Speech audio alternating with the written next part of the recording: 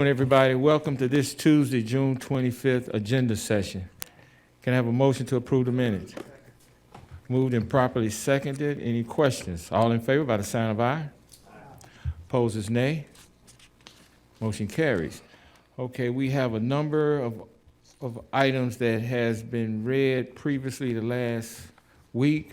We have final readings, 5A,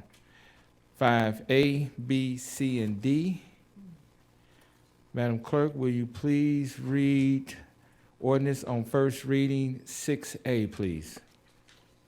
An ordinance to amend Chattanooga City Code, Part 2, Chapter 11, Section 20, Short-Term Vacation Rental Certificate, Section 11.510, by amending the definition of short-term vacation rental district to adopt a new short-term vacation rental overlay district map for property extended on Seminole to end at 3218 Pinewood Avenue. Councilwoman's not here. Okay, we're moving on to resolutions. Resolutions were read last week also into record. Resolution 7A, B, C, and D, and E. Now Madam Clerk, would you please read F?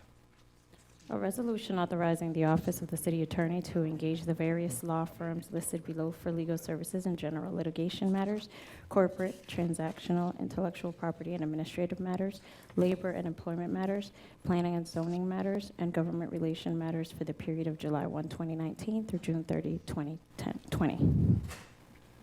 Thank you. G, please. A resolution to confirm the mayor's reappointments of Ronald W. Smith and Trevor F. Ashley to the Beer and Record Board. Excellent. H, please. A resolution to confirm the mayor's appointment of Vince Butler and Alice Ann Pam Thompson to the Beer and Record Board.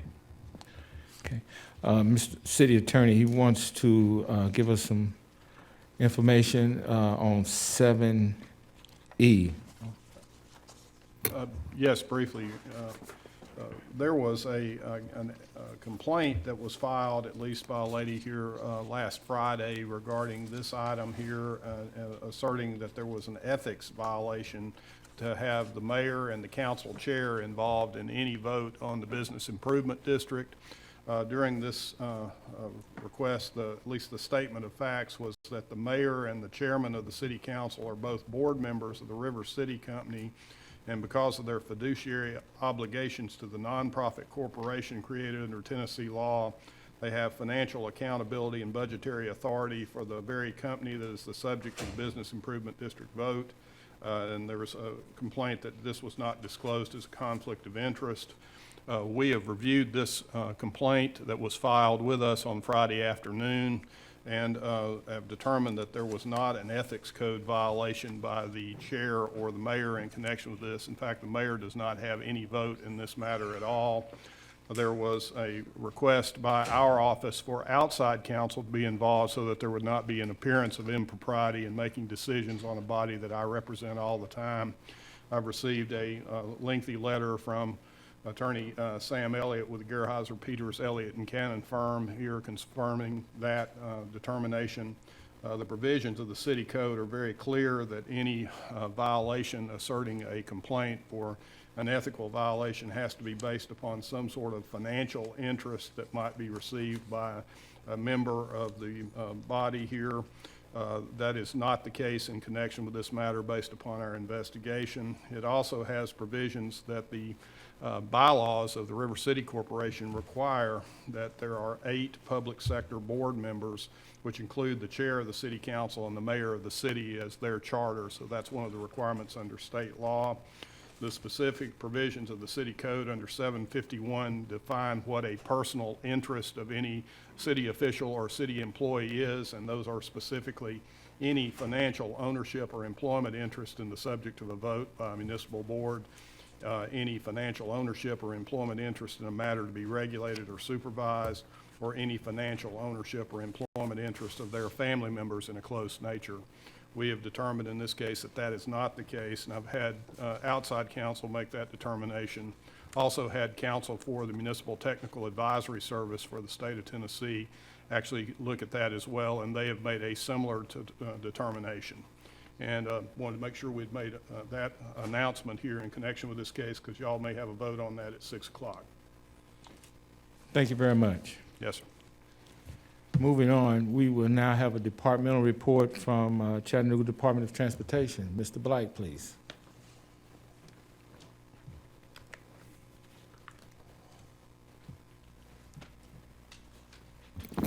Thank you, Mr. Chairman. I'll be brief because I'm going to hand off our departmental report to somebody that works for the department. We, as you all know, we experienced some unique challenges associated with the slopes of Lake Resort Drive and have been working on that project intently ever since. And Katie Snyder, who's our senior engineer, is going to give an update on the project, both from the standpoint of the technical engineering and the project as a whole. So I'll just ask Katie to come on up.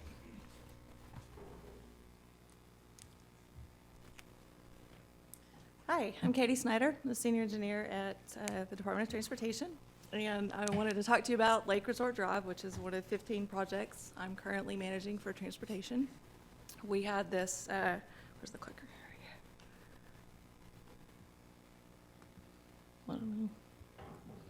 There we go. You're probably familiar with our timeline of events.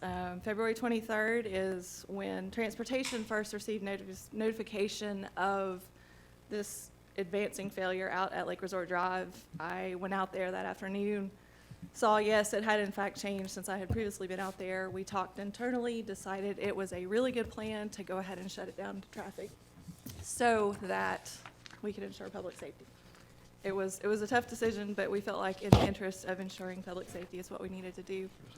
February 24th, which was a Sunday, Mark Heinzer and I were out on site. We did a full inspection of the site from the river's edge all the way up the hillside above the road and determined that that westbound lane was stable enough to reopen to traffic. February 25th, on Monday, we began regular measurements and also pursuing engineering for a permanent repair for this situation. This is the site on January 31st. It had received this overlay in December, looked pretty good. February 24th, when we were out there, this is what we found, and this is what prompted us to get traffic off of it until we could do a thorough inspection. Since we started our inspections, we were able to capture 6 inches of movement at this site over the period of about a month, and it has continued. We have city surveyors doing regular surveys on it, and I'm regularly reviewing the data to see if there's any additional advancement in movement that would make the slope compromised for public safety. This problem is bigger than just the roadway up there. This entire hillside has experienced movement towards the river. You can see those 2 circled areas, and there's some leaning trees in there. So what we found when we did this thorough inspection is that it's a much bigger problem than just what is seen at our roadway. We enlisted a geotechnical consulting firm, Mtg, to help us with this analysis and determining a course of action for the permanent repair. They reviewed some preliminary or some earlier geotechnical work that had been done by some other companies, as well as proposed some additional site subsurface exploratory work. And when we got this additional boring data, this is a slide that I really like to see. Looks like a wad of mud, but what I see here is what's known as a bentonite seam. It's the same thing the Corps is having to address in their lock work. It is a material that, when it becomes saturated, effectively works like WD-40 and just everything moves on top of it. So we found this in here, and we think that this is a likely mechanism for why this whole slope area is moving. That geotechnical exploratory work also helped us determine the approximate top of rock through the site, which is an essential component when you want to design the permanent fix. What is our ultimate goal of this? Obviously, we want to restore the roadway and get it back into its normal condition. So we want to stabilize it. We want to make sure we don't have to come back to the site in 5 years, in 10 years, in 15 years. We want to do most of the work within the city's existing right-of-way. The property is bounded on either side by TVA. I'm working with them, but we're going to try to limit the work to what the city already has an easement for. We also know that we're not aiming to stabilize that entire hillside. We want to stabilize the city's asset. And obviously, cost is a very important element in this entire project. So we came up initially with 6 potential repair options. 3 of them could be removed pretty quickly. Some of them would require full closure for the entire process. Some of them wouldn't necessarily hold if the rest of the hillside went. So we got down to 3 preliminary repair options: a secant pile wall, a bridge, and a soldier pile wall with tie-back anchors.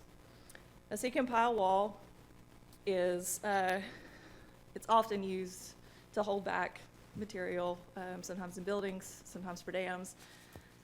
When we looked at it for this site, the estimated cost was a little over $11 million. Another option is a bridge. Everybody has said, why can't we just bridge it? I did some preliminary look at it. A bridge would cost roughly in the area of about $7 million, we think, it'd be about a 400-foot span bridge. And the third option is the soldier pile wall with anchors.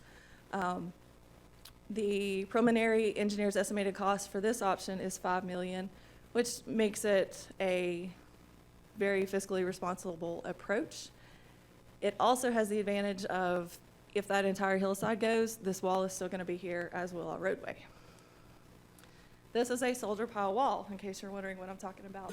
You might have seen one going in out here by the river that TDOT's been working on. Ours will look very similar to this. We'll have concrete lagging rather than timber right there for ours. Once we determined that we were going to pursue the soldier pile wall with anchors option, we needed a little more data. So we unfortunately had to close the road for one day, and our consultant enlisted some folks to do some geophysics work known as seismic refraction.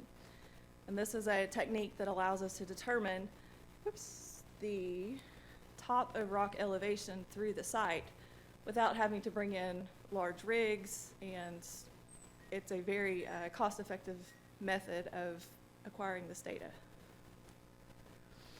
So as of right now, this is about what our plan looks like to repair this slope.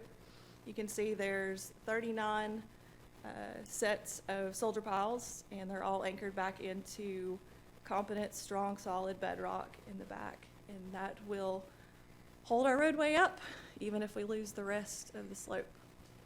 What is our schedule? Inspections and monitoring are ongoing. I was out there today. I check the site whenever there's significant rainfall. If not in a rainfall event, about weekly. Inspecting primarily that westbound lane to ensure that it is safe for public use. We should have our 90% design completed in mid-July.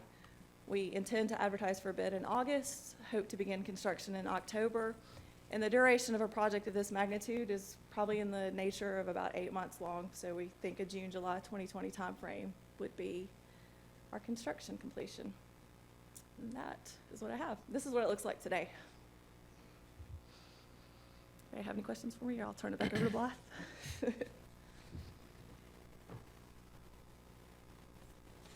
Okay.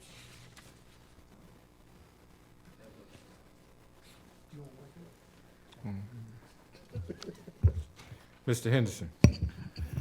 I just got a couple of quick questions. It looked like you surveyed or you core drilled, is it about a 400-foot span? Across the site you're talking about, let's see here. I guess my question is, I mean, obviously this is where it's sliding, but is there potential, is this bentonite soil, is it all through that area? I mean, how do we know we're not going to have We another couldn't know slope? that without doing additional exploratory work. We focused it to this area because this is Just because it's the one that's it's where sliding? we've seen the slope movement, yes. Is there any thought of looking at, other spots down through here to see if we're going to have potential future slides? Not at this time. This is the scope of my project right now. Okay. That's it? Councilman Smith. Schneider, thank you very much. As I'm sure you've been out there a number of times, and as I drive this every day, multiple times, I appreciate the amount of attention that has been given to this project. I hear about it no less than 10 times a day. If I'm lucky, it's only that many. And the timeline constantly is part of that conversation, and it's not a very happy conversation most of the time. So seeing the amount of work, I mean, understanding it through conversations I've had, but seeing it definitely helps paint that picture a little bit better. So it's really, I don't know that I've seen this much work done on a project here, and not that you haven't done it, but it's actually great for us to see Yeah. some of the level of work that goes into some of these projects when you're determining such a large type of repair. So thank you very much. I have one confirming question. You had mentioned some of the projects were taken off immediately because they'd require a full closure the whole time. Some of the Probably options, cost as well, yeah, some of the options. So the option that has been selected will allow the one lane to stay open? That is, we will leave it open as much as we possibly can. I'm sure there will be days of some closures for mobilizing and things like that. The intent, though, is to try to maintain that lane, and that will be one major component of the project, is the monitoring of that westbound lane to ensure that it remains stable. If at any time we feel like it has become unstable, then we'll stop traffic on it. Sure. But our goal is to maintain that lane as much as possible.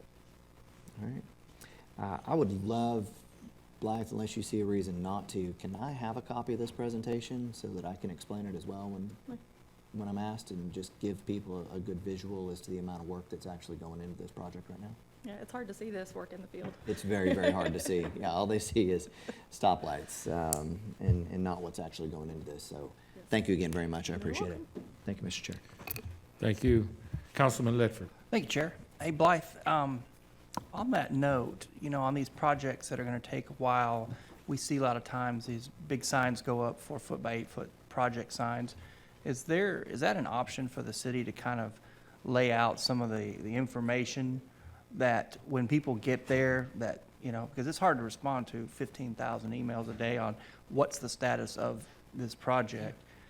Is that even an option? That's something the city has done in the past to kind of, when folks arrive on scene and they're like, oh, that's something that they can actually read and go, I get it. Yeah. This is a big project. Well, we do have a couple of things that I think are going to address that, but I'm open. I want to communicate as much as possible so folks know what's going on. But part of the answer to that question was why I stood up. I wanted to add one thing. We've got an update on Lake Resort because it's one of the projects that we get feedback on a lot. So it's on our website, and Katie keeps it updated. So that's one place where, at least for this project, we can direct people to the current information. It's about a one-page summary of the project. But I also just wanted to thank Katie not only for doing that presentation, but as you saw, we've got some pretty good technical expertise in our department and a tremendous amount of dedication to making sure that our assets are maintained.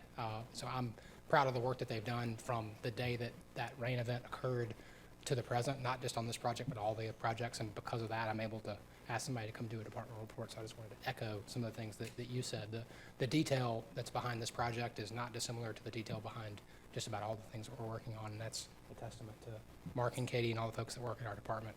But to back to your question, Councilman, is we started doing this 4 or 5 years ago. We have a map on our website that shows all the detours and closures, and it's not as thorough an update as what we have on Lake Resort Drive, but we will do updates on projects as needed like that.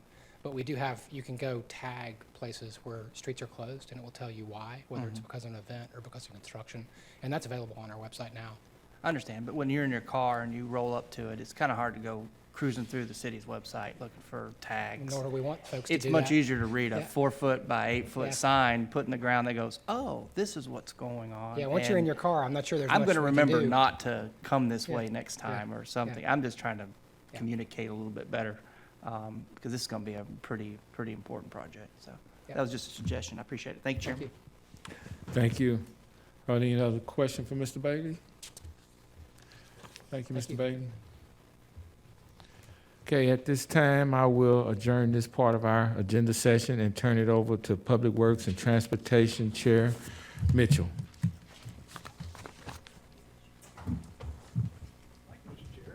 Thank you, sir. The approval of minutes. All in favor, say aye. Opposed, thank you. Let me see something here.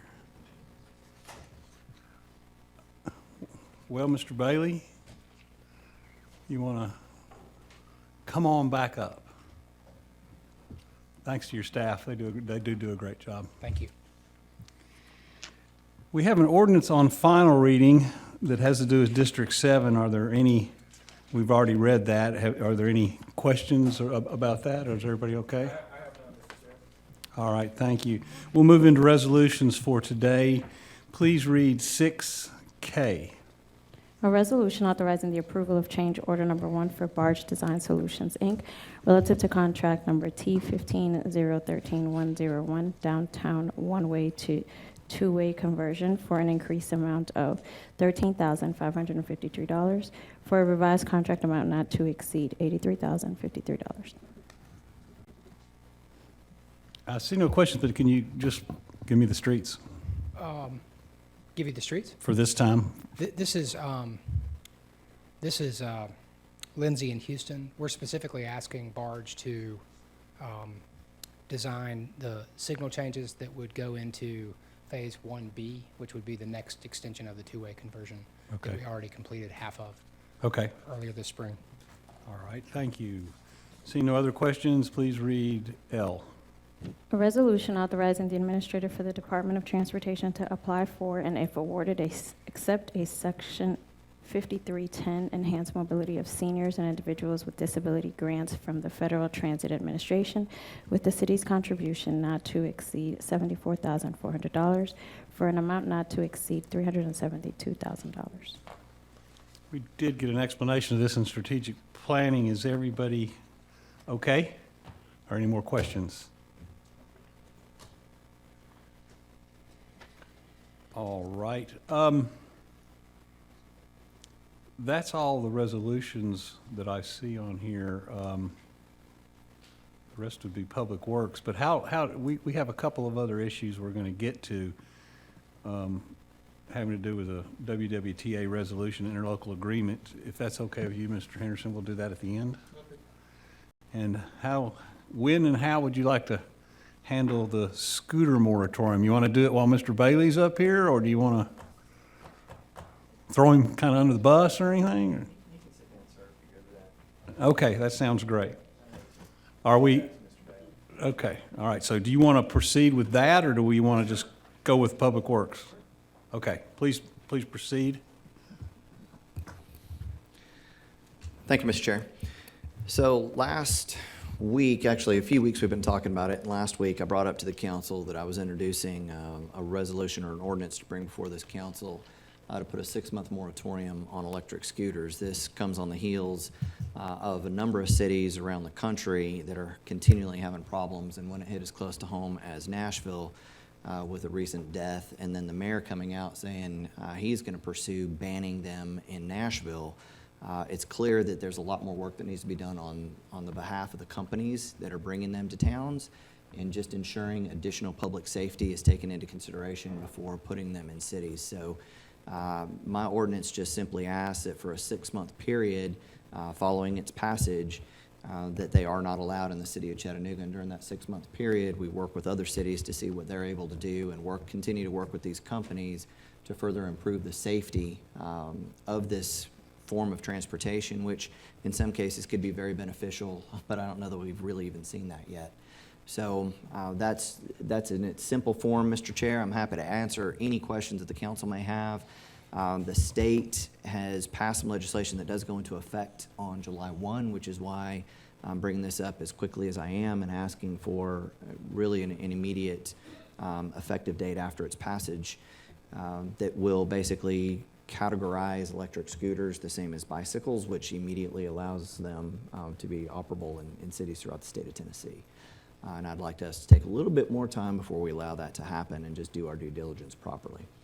So that's the purpose of this ordinance that I'm introducing, Mr. Chair.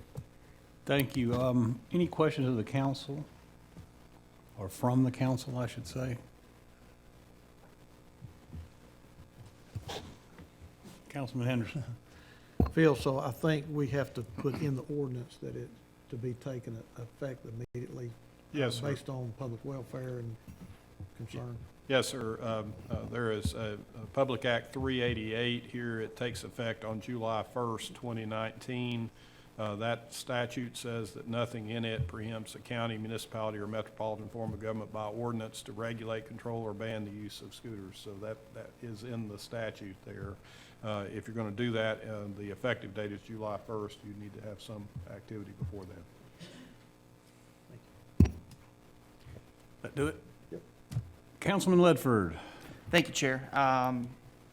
The moratorium, this is a question for Councilman Smith. The moratorium after 6 months, will that need an advancement for renewal if we decided to do it, or do you think that 6 months is going to be enough?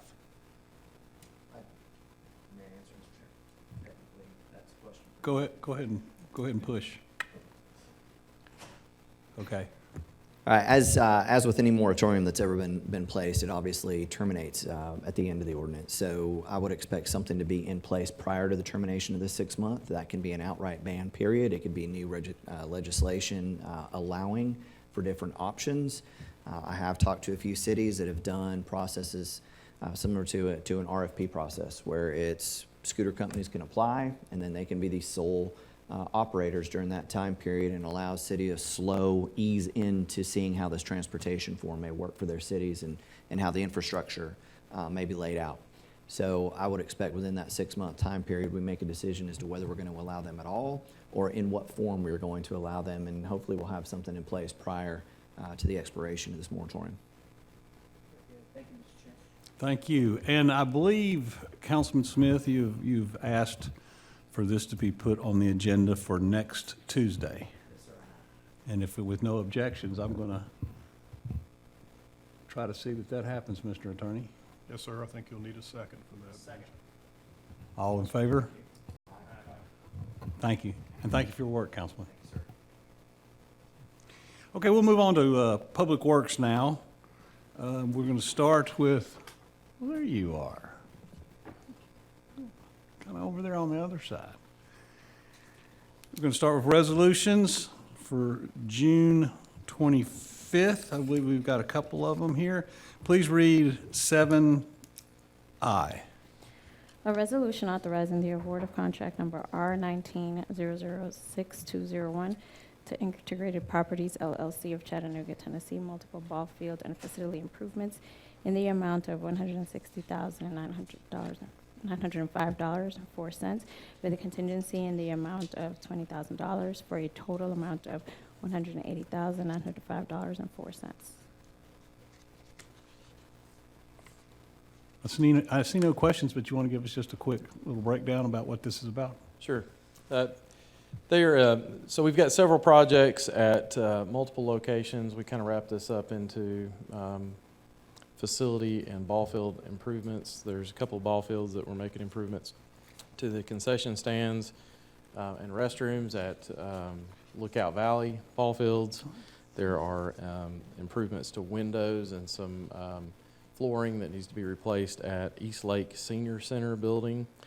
There's a slab it's a concrete slab that needs to be replaced and removed because it was pulling water into the building at Tyner Recreation Center. There's a construction in the DRC to renovate a part of the DRC building, which is a shared building with the county, and an additional project at Tyner Recreation Center for some electrical improvements. So it's multiple projects. The title of the project is seemingly, I guess, a little bit. And part of that's the DRC? Yes, sir. Shocking. Councilman Gilbert. The ADA for Lakeside is not part of this, correct? No, sir. It's a different pot. That's in a different area pot to get done. So ADA is a different project, so it's not tied into these facility improvements. No, sir. All right. Thought you were going to ask, seeing how it's the DRC and a shared facility, is the county paying any of the tab? Hey, they should be. Wow. In this case, they are not paying a portion, and I probably should have forgone the shared portion of that, but in this case, it is strictly our facility improvement. Well, they're cousins, and they got a little bit of an issue in front of them tomorrow. We'll see how that works out. Okay, let's move on to 7J. A resolution authorizing the award of contract number W19002201 to Tally Construction Company, Inc. of Rossville, Georgia, sanitary sewer installation and repair at ISS and related facilities blanket contract in the amount of $1.5 million. See no questions. All right, we'll move on to next week, July 2nd. There's a resolution 7E. Please read it.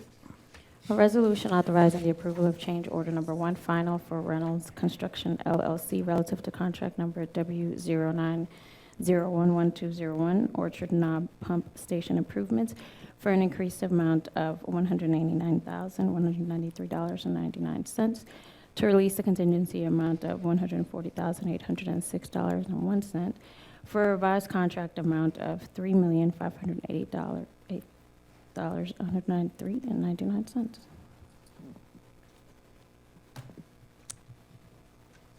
No questions. Okay, Councilman Henderson, it's about to be your show. Do you want him up here for it? I think that would be best, if he hang in there with us. Would you mind I'd hanging love in to there be with part us of for a the minute? show. Okay. Okay, this is a resolution that Councilman Henderson, as well as some of our cousins at the county, have been working on, and I'm just going to turn it over to him right now so he can. It's your show, buddy. Oh, wait a second. First, we got Councilman Gilbert. It's to what we talk about. I can ask now or ask later. You can ask it now? What do you want to do? Take a few Can you minutes. ask now? Just a few minutes. He's got the mic. Go ahead. Where are we at with the pest control? How far are we with a contract or getting something developed to have a contract? So we are developing the contract, and I will look for my partner in purchasing, but I can give you an update. Do you have information, or do we need to provide an update after this? The transaction just started in my office. Okay. Okay. I'm sorry, I didn't understand what you asked. I was asking how far are we with getting a contract for pest control? Oh, all right. Thank you for that question. You're welcome, sir. All right, Councilman Henderson, your show. So thank you, Mr. Chair. I plan on bringing a resolution in 2 weeks to this body, assuming that we're all ready to send it to the agenda, that would basically enter just into an interlocal agreement between the representatives of the city and the WWTA. And basically what it would do is just a resolution that would do a benefit analysis study between consolidating the wastewater services between the city of Chattanooga and Hamilton County, the WWTA. It's something that we have, that I have certainly been studying and looking at, and it's come to my attention that over the years it has at times been challenging, I think, to get our IJAs signed with some of our regional partners, regional customers, and that is something that is required by the consent decree, that we do have IJAs signed. I just thought it might be a good idea to look at everybody sitting sort of on the same side of the table so that we can be able to better work through this. And basically, and I think everybody has a copy of what this agreement entails. It does have a scope of services laid out on page, starting with page 2, that sort of outlines all of the work that would be done by Mr. Holland and I guess some representatives from WWTA. At this point, does anybody have any questions for me? And if not, I'm going to turn it over to Mr. Holland if he would like to add anything to what I've said. Don't see any. Questions? Well, I guess I did a thorough job. I'm sorry. Do what? Okay. Mr. Holland, do you have anything to add to what I've just explained and alluded to? I don't, sir. Okay. We'll leave you active. Okay. All right. I think, and Councilman Ledford at our 1:30 meeting, had a question about how involved the EPA would be in this, and I did tell him that would be more of a question for you, I think, at this point. Okay, be happy to talk about that. So in this scope, we are involving our regulatory agencies in interview sessions. So part of the scope does involve an interview with TDEC and some consulting with TDEC and the EPA to involve them so that we ensure all the legal processes that we would need to inform the council body or the WWTA on before we make any decisions. That is part of the scope, and there's a series of interactions with different agencies to make sure that we've circled back and gotten all of the information to make a final recommendation or a final report back to both bodies. All right, you good, Councilman? Can I ask one? Go Sure ahead. you can. Wait a second, hold on. Was that Councilman Gilbert? He beat you. You'll be next. I'm quick. Is any discussion going to be, it might be Chip too, on the employees currently that we have working for our sewage plant, how that's going to affect them? Is that going to be in that conversation too? So in the scope that we defined, we did identify the organization structure as a key component on the feasibility of whether or not the two organizations could be combined. So there will be a look at the organization structure and how that might, how those two bodies might be integrated. But we had, as to the level of detail, it would identify the challenges and the risks and benefits of combining those two services. It does not tell us how exactly that would be facilitated. That would be in another phase if that was approved. Okay, so if y'all work this out, does that, who will be the overseer? Will it be WWTA or will it be us, or will they, how will that work? I think that's too far down the road for me to predict right now, and we wouldn't be able at this point to give the body any recommendation because we haven't completed a study. So we'll, after the recommendation, you'll have some kind of outlook of who will be over it and about the employees, correct? It will not have that level of detail. It will have a level of detail to define what is feasible, how the ratepayers would be impacted, how the environment would be impacted in terms of how we would better serve the environment and our ratepayers, which is the primary focus of the overall feasibility study. Okay, thanks. Yes, sir. Thank you. Councilman Ledford? Thank you, Chairman. Justin, I was wondering, how long do we think this is going to take? We are currently working on the scope and fee with a consultant, and in that scope and fee, we will determine a timeline. Like a year, 2 years? I mean, The term of the agreement is 1 year. 1 year, okay, thank you. Within 1 year? Yes. Yes, sir. A lot of work to be done. I don't know yet, though, the timeline of when it would be completed. If the agreement is within 1 year, that will be part of our agreement with the consultant. Okay. But the timeline could be sooner. Going back to the EPA and the CD that we're under, and the potential of WWTA being under a CD in the future, are those parameters going to do you anticipate them tightly controlling the study?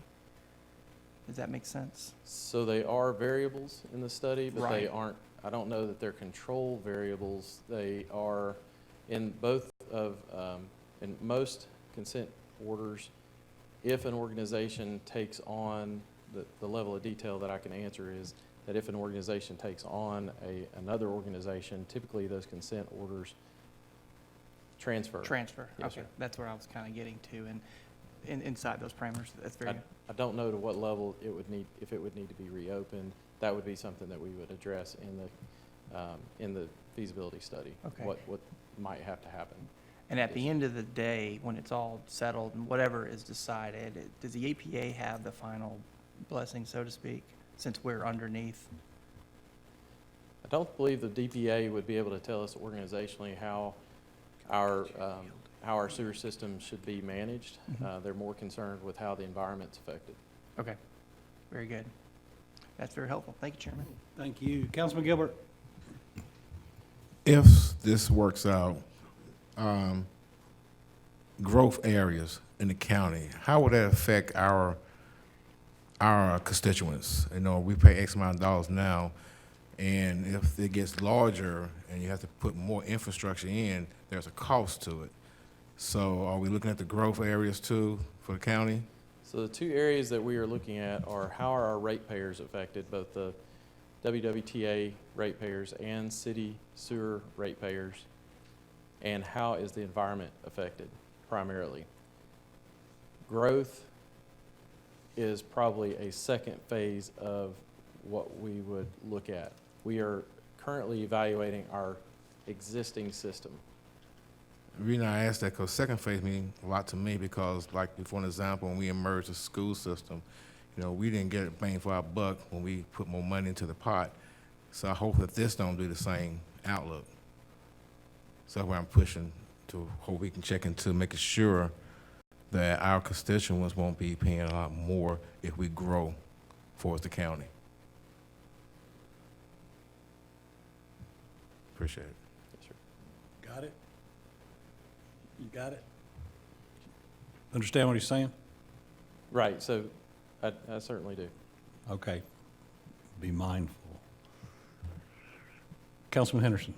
Thank you, Mr. Chair. I just sort of wanted to wrap up and just talk to the council a little bit. You know, I think one of our jobs up here is always to be looking for ways to, bless you, always looking for ways to deliver services as efficiently and as effectively as we can to our constituents.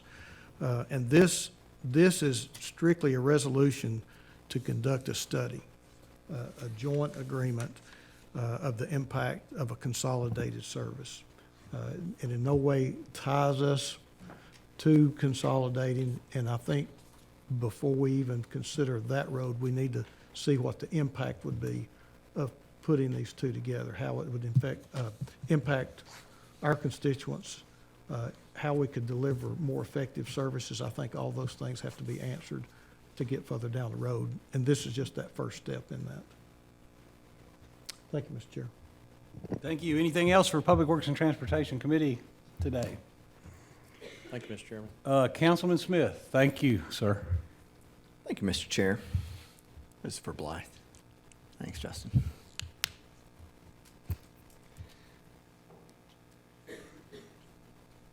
Related to the conversation we were having earlier about Lake Resort, despite the level of my excitement to see that project going forward, I wanted to cover an item that is on future consideration for us, and that is a contract with A1 Barricades for a temporary signal at Lake Resort.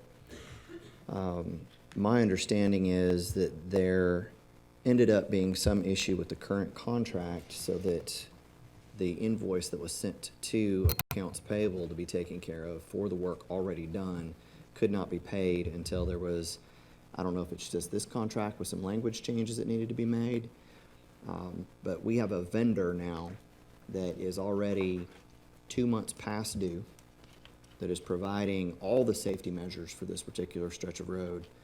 And I see that this is, if this item that is on future consideration is what would allow that to move forward, because I don't know what the contract states for how long they're required to leave equipment there that they're not being paid for. But I certainly don't want to get into that kind of situation either.